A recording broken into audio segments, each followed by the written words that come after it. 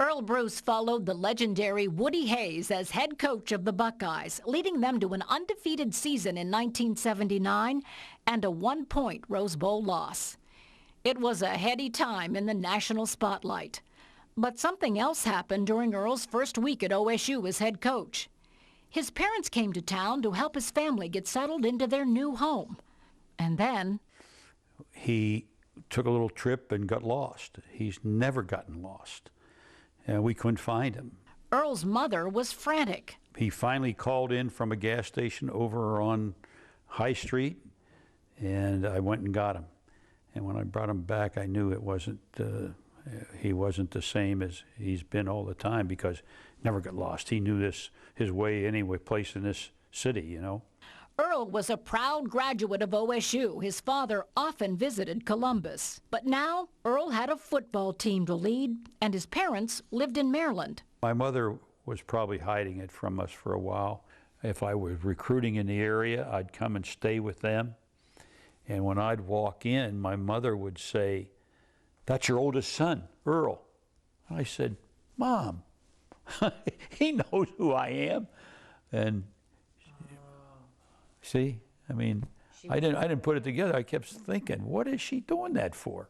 But soon his mother couldn't hide what was going on with his father. He became very protective of, like, the house.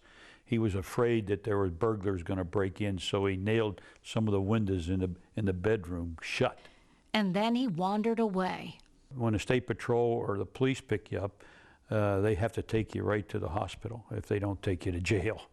And they took him to the hospital, and they really overdosed him. They thought he was psychotic. They didn't realize what Alzheimer's was, and they gave him an overdose of a drug that made him frigid. And he was frigid for about 24 hours. Wow. And that was dangerous. By the mid-'80s, Earle Bruce Sr. was in a nursing home, no longer speaking, unable to swallow. When he passed away, he was 98 pounds. He had just curled up in a ball. The funny thing about that, he always said, I want to get hit in the head by a crane or something and go fast, not lay in bed and pass away, and that's just what happened to him. It was a cruel death. But just a decade later, an even worse blow. Earle's younger sister started showing symptoms in her late 50s. She was told she had Alzheimer's, and she wasn't ready for that. She was okay right then, but she was smitten with that disease, and she looked at me and she says, "Why me?" Pretty tough to answer. There is no answer. No answer. No, that's right. Earle remembers a family reunion that brought home the slow and relentless invasion of his sister's brain. She had been an avid golfer. She wanted to play in the golf outing, and all of a sudden we're on number 3, and she goes to putt, and the hole's over there, and she lines up to drill the ball over there at no hole. And I said, "Oh my God, oh goodness gracious, oh." That's when I really was hit with the fact that she had Alzheimer's. His sister lived with Alzheimer's for 12 long years. You drag out for years, and you see a person really go downhill, and with no recourse. There's nothing for them. There's nothing. I think it's a real shame that anyone should suffer like that. I mean, when you see the disease, it's a very cruel disease.